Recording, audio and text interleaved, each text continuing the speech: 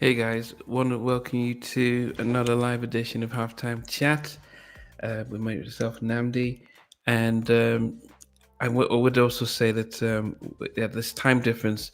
So here in the UK, it is 10 o'clock at night. I know in the US, with you guys are still an hour ahead onto this weekend. But tonight I've got another special guest, uh, an artist coming out from the West Coast. Her name is Miss Crystal Starr, and it's going to be great talking to her about her career, her music, and especially one of the fascinating things about speaking to artists who are putting out music today is that they're up against things when it comes to getting the music out there. So it's always going to be great to speak to Crystal and be able to find out how she's doing things, but also be able to find out about her music so that we can make sure that we're supporting it as well. So I'm going to bring Crystal in, and guys, keep using the chat as well. Hi, Crystal. How you doing? Hi, I'm good. How are you? I'm doing well, thank you. We appreciate that you joined in. As I mentioned, I didn't realize that we didn't switch our clocks forward back at the same time. So yes, but anyway, thanks for reschedule the times and stuff. Um, but No. yes, yeah. So I was just introducing you um, as an artist who, and we're going to probably get into the kind of genre of your music, which would be great to understand and see. But with all my guests, I always like to find out where they're sort of born and raised. It gives us, because we have an international audience, gives us a sense of a geography of yourself. Yeah, absolutely. I'm born and raised in Los Angeles, California. Go Dodgers. They just won the World Series yesterday. So I am here in LA, but born in a little town in called La Puente, California. Wow. And yeah, from Los Angeles, born and raised. Okay, okay. I did see a video of you singing the national anthem as a Dodgers game. Was that recently? Yes, that was recently, about a month ago. Mhm. I was asked to sing at the Dodgers game, and that was an amazing experience. And especially now that they've won the World Series, that was just incredible. My goodness. Incredible. I think for those of us who aren't American, I guess the what's it like singing the national anthem at a game, because it feels as if it's part and parcel of every game. They need to sing it, but what's it like actually? Because we've seen some amazing songs, Whitney Houston, Marvin Gaye, and then we've seen some not so great ones. So how do you balance when you're being invited to sing a national anthem at a sports game to make sure that you balance it right? Well, I think that when you make it about yourself, it becomes something different. And when you remember what you're singing for and um, the heaviness or the greatness of what your country is and what it means to you, you allow yourself to fall back and you allow the emotion to move forward. And I think that that's really the most important. But at the same time, it's nerve wracking. I think a lot of people, mostly, I think what's nerve wracking is the fact that you can forget the words or say the wrong words. And Wow. so, I've been singing this song since I was a kid, but when it's, you're being presented in front of 60,000 people, you better not forget the lyrics. And Yeah, so at yeah. that moment, you're like, oh my goodness, am I saying the right words? You always second guess yourself. But I think as long as you just close your eyes and you just go with what you know and let your muscle memory go, everything always turns out okay. And then also removing yourself, like I said, removing yourself from like, I have to do good, I have to sound amazing. And just trust your instinct and trust your feeling for what you're singing for. That's the most important.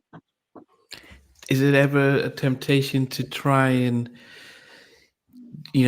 make a memorable performance that is, and that you're changing it, that actually it can then become overcomplicated, and even the players are like, okay, what's going on here? Hmm. Yeah, you definitely don't want to just, I mean, you want to sing it just if the way that it was written was just great, then what's the problem with keeping it that way? I think it's Yeah. just an amazing song to an amazing country and that you belong to. I mean, and whether you're in this country or another country, your country means a lot to you, and your people mean a lot to you, and so you're representing that at that moment. Yeah. So Mhm. were you is Crystal Star your birth name, or is it what? Yeah. Yes, my Crystal Star is my real name. Wow. I Okay. was named by my parents. They both fight about it. I've actually been to the BBC London, actually, with both BBC One in London, and my parents actually came on air and were arguing about I named her. No, I named her, and Oh, they Lord. always say I don't know, but my it means my last name is Knighton, so it means the stars at nighttime are crystals. So Wow. uh, that's how they named me. Hmm. Oh, wow. So, That's right. yeah, I mean, such a nice name. So, growing up, did it? How did that impact you having such a name? From other kids, and even your thought about yourself. I actually never even thought about my name like that until I was 13 years old, and a friend of mine who I'd been friends for years with thought my name was fake. And I go, I don't understand why you thought my name was fake or why I would name myself something else. Like just going around like, yeah, I'm Crystal Starr. I didn't think of anything out of that. My we just don't think about stuff like that in my family. We're a very regular family who loves the Lord, and we put Him first before everything. So to think of ourselves as mightier than whatever, I mean, I just didn't think about it. But my family did call me Starship. They called me Boo Boos, and for my birthday, actually, you'll see on my wall, my husband got me to sign as a Starship right Okay. there. Yeah. I'm in my studio right now. So Okay. yeah, yeah, I mean, I didn't think of anything of my name being anything else. I think other people were the people that made me realize that it was anything. So yeah, to me, I'm just Chris and my family, but mm. When did the singing start? I've always sung. I've sung as a kid. My mom said I would be singing in the showers all the time, performing all the time. And yeah, I always knew, I guess, that I would be a singer. I didn't. My mom thought I was gonna be a gospel singer. Always sing at church and stuff. At like the age of 3, I started singing, and professionally, I started about the age of 16, I believe. And my very first gig was with my godfather, Howard McCrary. Had hired me to sing with a singer, uh, Jessica Simpson. She was a singer a while ago, and so I did my very first show gig was, I think, at the age of 16 or 14, one of the two, on the Disney Channel. Wow. When Hmm. you said you were always going to be a singer, I mean, was it when you're singing in church? Are you singing almost like, hopefully, I can use this as a pathway, or was it just part of regular Sunday? You go to church, you sing, or did you think about career? So this would be a good way to rehearse. I didn't. No, and think when you're just doing praise and worship, or you're singing at church, you're you're praising God and you're using your gift for Him. And so I never really thought like, oh, this is a good practice or anything like that. I didn't have any preconceived things about that. But I think at the age of 13, I had a conversation with my godfather. His name is Howard McCrary, and he's well known in the industry. He's a jazz singer, worked with Okay. Michael Jackson and all that kind of stuff. He kind of instilled in me that I can do this, and yeah, gave me the confidence to really go out there, because I was a very, very, very shy kid. I'm still shy to a point, um, but yeah, he was the ones that said you can do this. And I think when you're destined for something, you don't sit around and say, I'm going to do this, or I'm going to, you just know it. It's inside of you. Just something that naturally happens. What about was that something your parents were fine with? Like at that young age, thinking, well, I want to be a singer. Yeah, my dad actually encouraged me. My dad used to be a singer for Jackie Wilson. He's a singer with Jackie Wilson. Wow. And he really encouraged me as a kid to pursue it. And he used to tour, and that's what actually brought him out to California. Um, and yeah, he just encouraged me that I can do it. And I think it was with my parents' support and my family, my sisters, and all that kind of thing. Just being very supportive. It was never anything that was a negative thing in our family. It was just do what you love and do it to the best of your ability. Yeah, and then so when you started, did you have people that you looked at who were singers during the time when you were coming out to think, okay, these are people that I really admire and maybe model my style after? I wouldn't say I've modeled my style after anybody, but I did look up to like Tina Turner and Whitney Houston and those kind of singers, and I just really loved them and their music and stuff. And Madonna, we used to dance in the house all the time to those kind of artists and stuff. Yeah. But as far as stylizing myself after anybody, no. Um, it took a while for me to really recognize who I was as an artist. And just this new record is really, I mean, this is my third um, album, or you would say, or something like that. And it's just been an amazing journey, just, finding yourself as an artist and being artistically free to make music that you really love and that hopefully other people would love too. So it's been a great thing because I've gotten great feedback from people saying that they're really enjoying the music, which makes me really happy because I enjoy it, and I would hope that anybody else would enjoy it as well. Yeah. Because my goal is to really bring joy to people. We're in a really lost and sad place right now, I think, as a people. So my only concern is just to bring joy and love to people. Yeah, I mean, I guess that's definitely the power of music, and especially if you mention that your roots were sort of gospel. Um, was it an easy decision to not go down that direction and actually go not in a secular but a more wider type of range of music?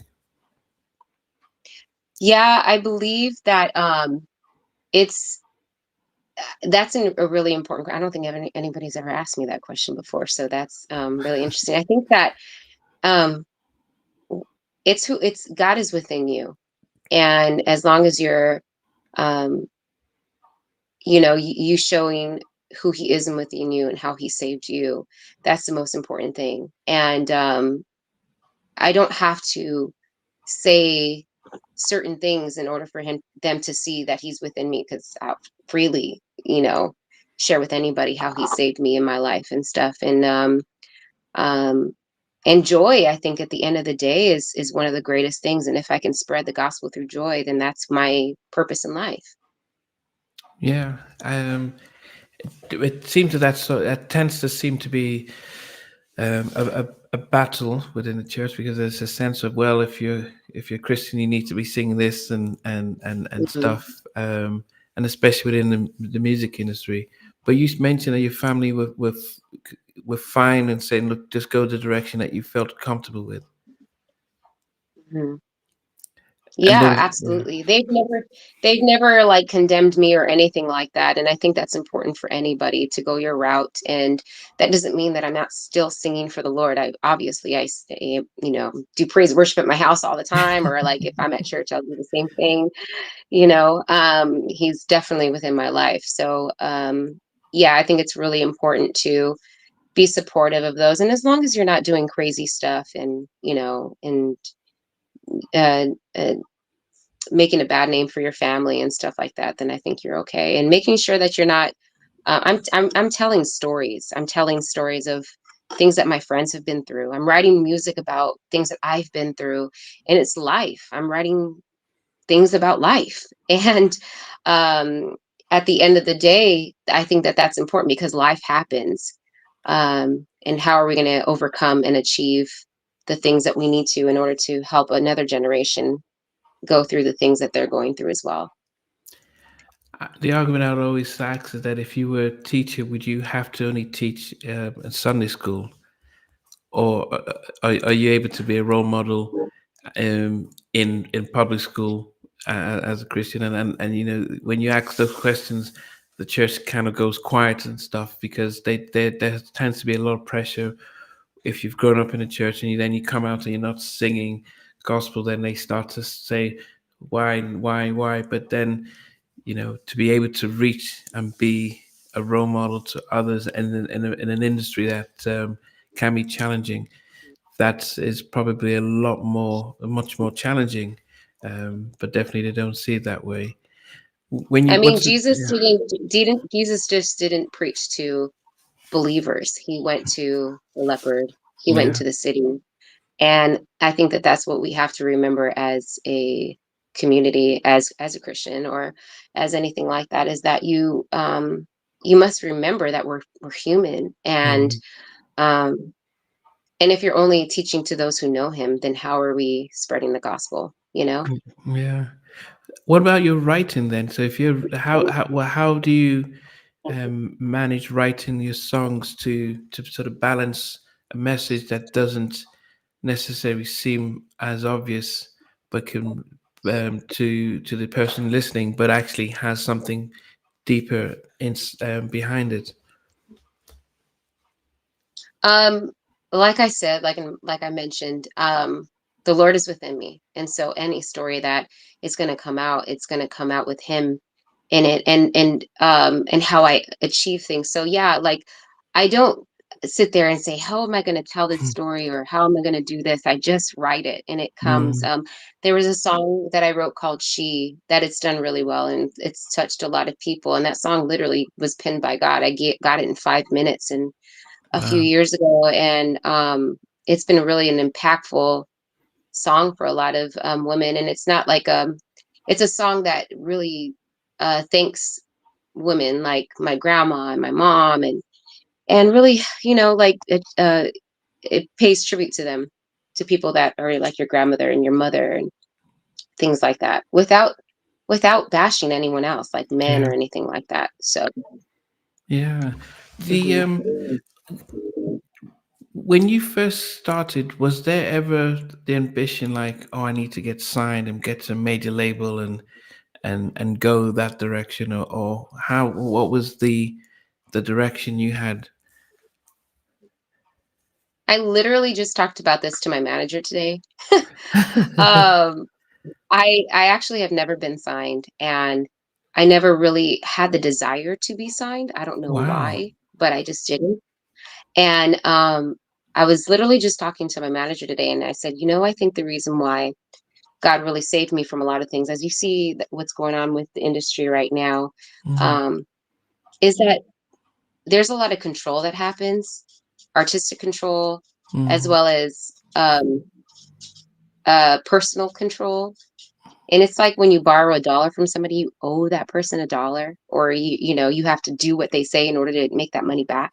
yeah. And so I never really had a desire to do that. But it's funny how now we're in an industry now where the artist is in control. And I've always had a vision of what I wanted to be as an artist. And I've been blessed enough to have the freedom to achieve those things without, and to learn myself without somebody else telling me what I should be, because it's already confusing trying to figure out who you are, and growing up and say, am I this or am I that, or without putting myself in a box. And that's definitely not who I am as a person.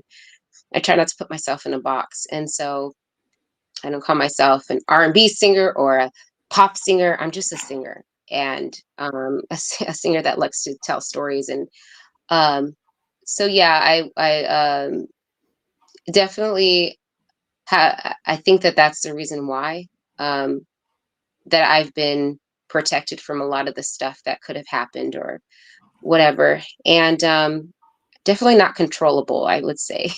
I've been able to really achieve a lot of things by learning the ropes on my own and having my family surround me. And I've achieved things like music videos and all that kind of stuff by learning how to do it myself, um and making fun out of it. We have so much fun when we're doing the projects. So. But I guess it's fascinating to hear because I guess the what happens with the modern artist is like, okay, I want to sing. How to get sing to sing? I need to get signed so they can get my music in front of everyone without understanding the costs you pay in when you get signed. Hmm. The fact that you don't make any money, they take all ownership, and then they actually say we need to model you in this direction, even if it's contrary to how you feel. But this is how we can make money. It Hmm. becomes like a business. So it is really strange to hear that actually when you came up, that became you didn't even think I need to get signed to Epic or Warner Brothers and stuff. Because how did you think? I mean, today's different. Any artist coming out to now would think, do I really need a label? I can do it myself. But when you came out, that wasn't necessarily the avenue. How were you thinking Hmm. about getting your stuff out there and getting heard? I just wanted to sing. Wow. So however I could do it, I just did it. And whether going to jam sessions, whether going to this, and then from there going to school and learning things. I wanted to be a musician. I did my one of my first gigs was singing background for Hathaway and some of musicians, and I saw the way that she really conducted herself within musician and know exactly what she was saying. And that's one of my first goals was like, I want to know what I'm saying when I'm talking to other musicians. I don't want to just show up into a room and be like, okay, just play this, and me not knowing what I was talking about. So went to school for music and became a musician, Wow. and then learned other people and started singing, just singing everywhere. And then opportunities just came to me, and then started writing music. I didn't necessarily love writing music in the very beginning.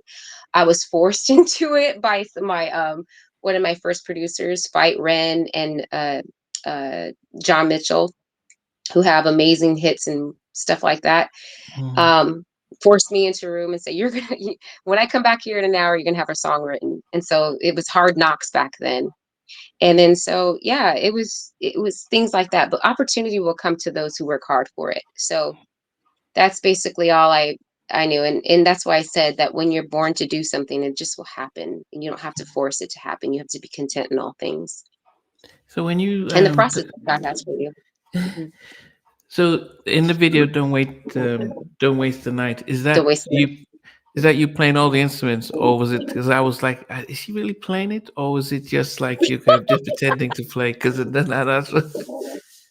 I wish I could play. Actually, I did produce the track along with one of my other co-producers named Biscuit and Butter. But I did not live. I did not play. I do not know how to play a key. I do not know how to play the drums at all. Okay, that one looked like you But didn't do no, it. yeah, Yeah, it looked as if you like no, didn't do no, it. Yeah, but which of the instruments yeah, did you play really? right, exactly. But I do play keyboards a little bit, Okay, so I wasn't all the way off of it, but yeah, just for the okay. video. Yeah, who was the video that you sort of modeled that after? I can't remember his name from the 80s. Do you remember the Oh God, video? now that you said it, um, Robert Palmer, I believe his name is. Yeah, okay. I know yeah. Yeah. So yeah. Uh, Might as well face it, we're addicted to love. yes, That's yes, all. yes, yes. How come we didn't see the Hmm. face of Mr. Robotic? Ah! I was like, Oh God, that's so funny. Nobody's ever asked me that question. okay. So, so Mr. Robotic wasn't able to make it to the shoot. Ah, So okay. I didn't know what I was gonna do in that at the shoot. Like, I don't know if you've read any of the press stuff, but me and my family actually filmed this ourselves. I Wow. have a camera. My husband has a drone, and so my cousin is a makeup artist and hairstylist, and so Wow. she was there, and I was like, "Can you hold this camera and do not showing her how to make moves?" And while I'm filming, I'm like yelling at her, "Okay, go left, go right." So Wow. when we're doing all this, we come to the part where Mr. Robotic is supposed to be rapping, and I didn't have him. So my husband goes, "Well, if you give me He's like, I didn't bring anything, a shirt or anything. And my best friend throws off the shirt, gives it to him, and my husband jumps in and just turns around and just starts pretending like he's rapping. So that's actually my husband that you see in the music video. Okay, okay. I was thinking, You wow, got to this. do what you got to do. Yeah, yeah, goodness. I was thinking that is it one of those very sort of hide his identity type of like Daft Punk or so. So I didn't realize. Well, I was like, why does he hide his face and stuff? But okay, okay. Yep, Now we know. that's the exact reason why. Now we know. That's the exact Actually, reason why. yes, that was it was definitely really good. It's strange, but I like the acoustic version that you did. Oh, thank you. You added the Stevie Wonder All I do. knocking off my feet. All I do Oh, is is that all think I do? about you. Okay, yes, Hmm. yes. So that was mixed into Yeah. that, um, and there's something about stripping back the music and and where we get to hear the beauty of the song, the melody, and your voice when it's not too loud. I mean, not to say that the original, I like the original and stuff, but it just seems like a completely different song, and you can embrace it in a different way, Hmm. and you just wonder why many artists don't do it that way. Yeah. Um, how are your shows then? Would your shows be more of the video version or the acoustic? So my shows are very much like the video version and very high Okay. energy and stuff like that. But it just depends on what show it is. So if it's like something that they're requiring me to do something acoustically, then yes, then I do something like that, more acoustic, more acoustic driven. Sorry about that. Okay. I have to go get a charger because my phone is dying. But Okay. Okay. Okay. It's fine. but It's yes, fine. it's more aimed towards the high energy type of thing. Wow. And that was the other part I wanted to find out because um it is it you know your music, the I mean not the acoustic version but just the general music seems a lot in the UK and Europe, that type of I won't call it maybe pop popular music, and Hmm. which is something you'd hear it on radio here in the UK, but I don't know how widespread the music, that type of the music that you kind of sing is in the US, and how hard is Uh-huh. it to really find an audience? Well, I will say this. I think Tina Turner was popular here. She had a niche here, but not Mm, super stardom. And Tina Turner in Europe was a megastar. She speaks yeah, about it all the time. I yeah. think what happens here is that, and I'm from Los Angeles. So Mm, what happens here is people are spoiled with talent here and mm, with music. And you don't really appreciate what you have when it's right in front of you. And I think that, not saying that the UK doesn't or Europe doesn't have that kind of talent. That's not what I'm saying. But I think that you're appreciated in other areas and other places. And I think that Europe just has a different type of ear, I would say. I think mm. that's the best way of putting it. You guys have a different type of ear. And I've always been appreciated over there a lot, which has been, really awesome and great. I've been grateful for.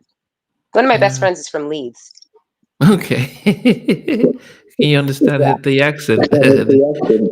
Oh, absolutely. Yep. Yeah, I get that with a lot of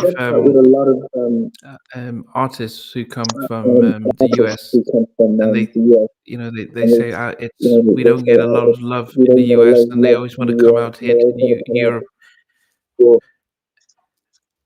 And I do wonder if it's because you have so many artists and like so much going on that it's easy to just be picky. Yeah, I think so.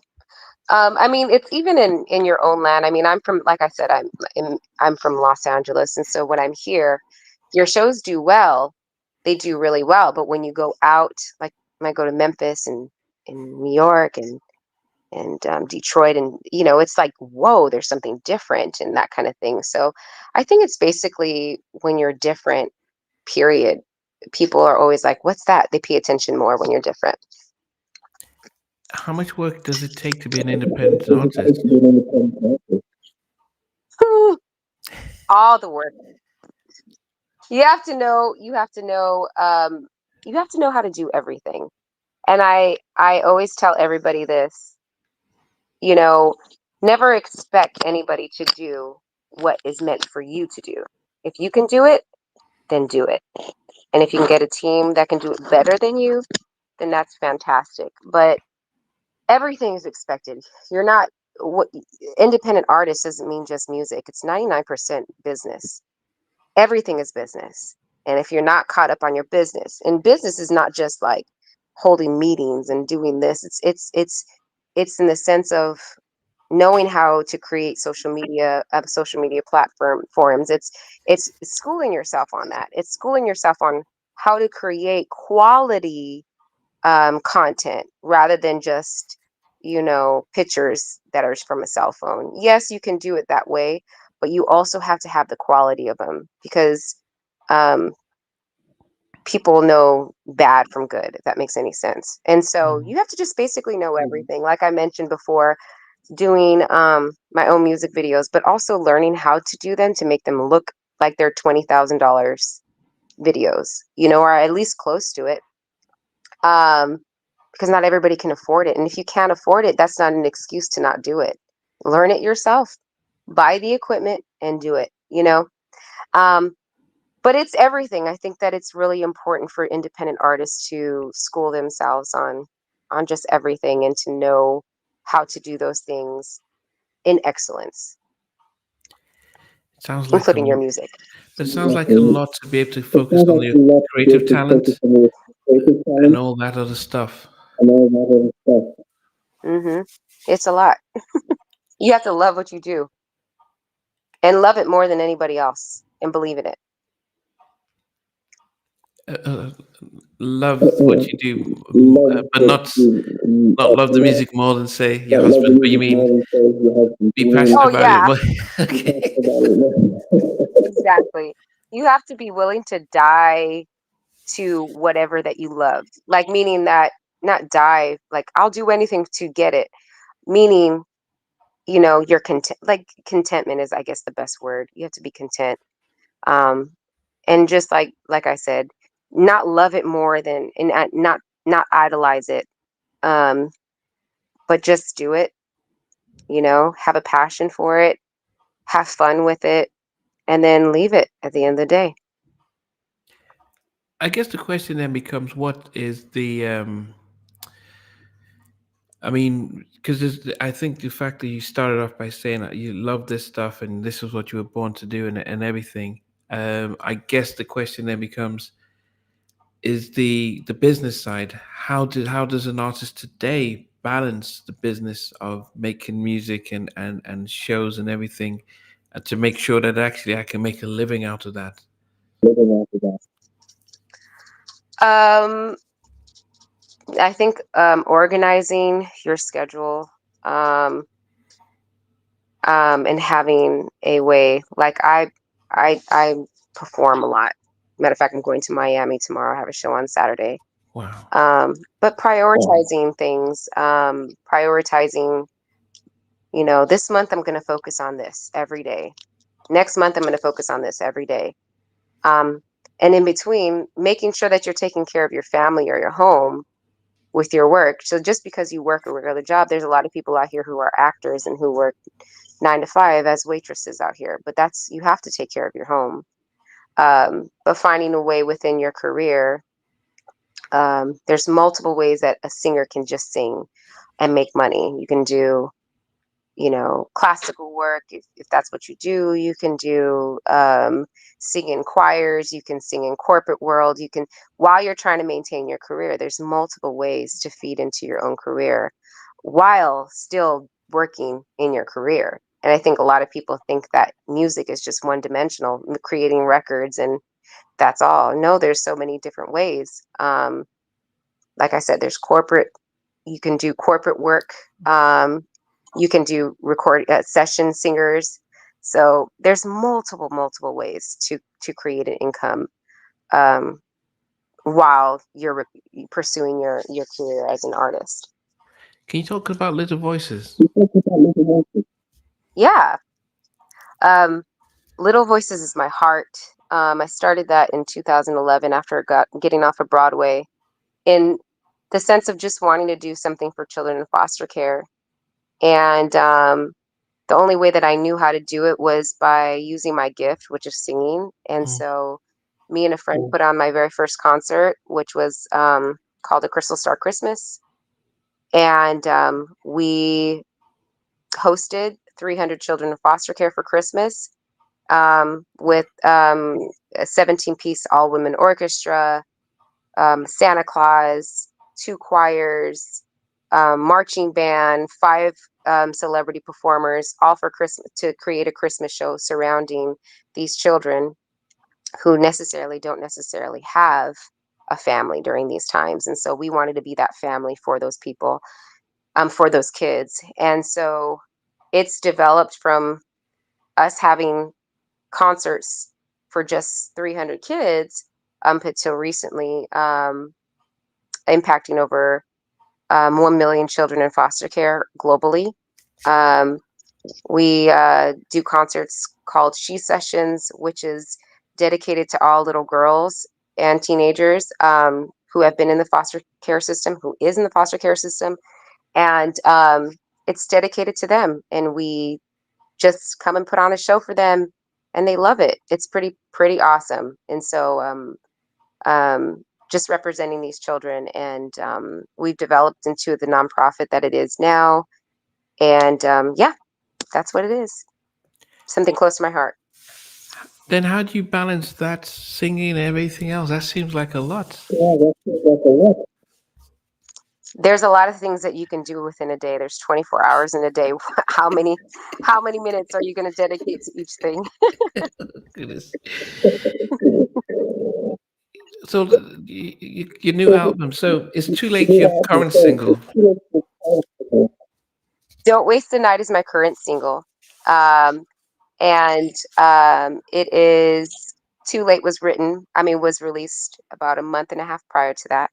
Okay. And Don't Waste the Night has been something, both of those singles have been really great this past year. We're also, I just signed with another, um, my label has now partnered with another label and based out of the UK and here in the US. And we're going to be re-releasing the song and within the UK as globally as well as globally. And Don't Waste the Night. And then we're gonna do a remix, which is coming out in a couple weeks, I believe. So then in January, I'm doing another release. That if I come back, I'll tell you guys a little bit more about that. Um, but yeah, it's gonna be a lot of fun. Wow. The video is really good. Very creative. And the fact that you did it yourself Thank is an amazing thing. Thank you very much. Yes. So the album Pop Star. Where can people get it? So it's not out just yet. We're working on a release date right now, but we will be releasing singles up until then. So I think it's probably going to be around next year. Okay. Okay. And what are you planning to do shows outside the US? Yes, our goal is to plan a tour in Europe first, and then gradually come back to the US. So we're planning. I believe they're planning for like March of next year or the summer of next year. Hmm. Okay. Well, Chris, I mean, it was definitely great talking to you. I guess, before we leave, I think I always ask my sort of guests that if you were going on a long distance journey and you had to listen to an album, your favorite album, what would it be? Mm, a long journey. Yeah, so a full album. Yeah, maybe if you had to. That's a hard question for me. Oh man, I don't even know. When people ask me who my favorite artist is too, I'm like, oh, I don't know. I have so many that I like. But I mean, I listen to a lot of like worship music, and then I also listen to this girl named Alex Isley. She's really Oh, great. She's like really smooth kind of listening. mm, I really like her. She's one of the Isley brothers' daughters. And then yeah, I don't know, like probably Prince or Michael. I don't know, which are the albums something though? like that. I really love the History album and then the Bad album. Mm, Hmm. wow. History, okay. Apart from You're Not Yeah, Alone and They yeah. Don't Care About Us. There's a song that I really love called "Stranger in Moscow." It's one of my. It's actually not a very popular Michael Jackson song, but that's literally one of my favorite, favorite, favorite Michael Jackson songs. Yeah, I'm a massive Michael fan, Hmm. and it is amazing how that album was so underrated. Um, Maybe because some of us, I'm a big Teddy Riley fan, so I was disappointed that he didn't feature on that. But actually, when you listen to the songs over and you realize, wow, Earth Song, They Don't Care About Us, Stranger in Yeah. Moscow. Um, Yeah, all those songs are like literally like my favorite, like Earth Song. Ah, great. I know I literally can listen to Stranger in Moscow over and and I can cry. Like I'll cry it over and over. And I'm like, it's one of those songs that you just listen to and listen to and listen to. yeah. Yeah, he has those really good songs. Oh, okay. Yeah, Childhood was another good one there. Yeah. Yeah. Okay, that's yeah, definitely. And finally, film. What's your favorite film? Coming to America and Coming to America and Beaches. Those are my two favorite, those two opposite side of the world, but Beaches. I don't think I know that. Was that with the Bette Midler. Leonardo? Who? No, with Bette Midler. Oh, okay. Yeah, you got to go check it out. It's I don't know, it's a chick flick, but it's a really me and my family, me, my sister, and my mom used to watch that movie all the time together. So it reminds me of my mom and my sister. Okay, okay. No, okay. I've never. Okay, I'll look into that. Well, I mean, I'll look Yeah. out. I'll look out for your journey over here when you re-release it. Because as I said, I actually like the acoustic version. I like the one with the video as well. So I'm interested to see what type of remake you're going to probably be doing. Maybe are you looking to get a feature, a different rapper on it, or a duet, or what kind of remake? I don't know. Right now we're in the midst of like figuring those things out. So who knows? We'll see what we come up with in a couple weeks. Mm. Would you have to shoot a new video? No, there's not going to be a new. I love that one too much. I'm like, no. So, but I think we have enough videos for that, right? Acoustic one, and but we may do a live one. I don't know, another live version. Yeah, it's been great hearing from you. Make sure people check out you're very active on YouTube, on Instagram as well, and being able to search your music as well. So, and hopefully when you do have dates traveling to Europe, it'll be great to have you back just through the cities and stuff, and also talk about what else is coming out and new as well. Awesome. Well, thank you so much for having me. I really appreciate it, and I can't wait to come out there to see you guys. Hopefully, I can see you in person. Yes, yes, in cold, wet London. Yes. Yes, yes, for sure. Wow. Well, thanks, Crystal. It's been great seeing you. Thank you so much. You're Take care, welcome. everyone. All right. Bye bye.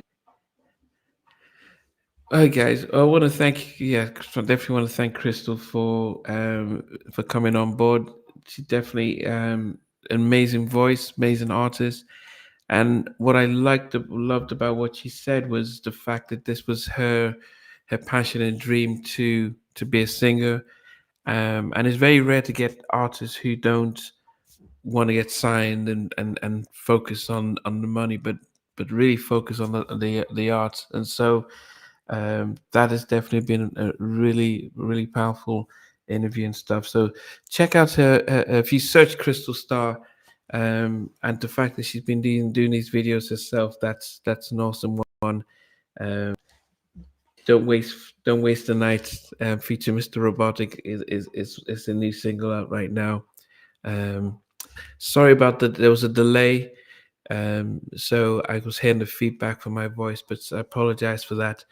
But anyway, I will talk to you guys next time for another live interview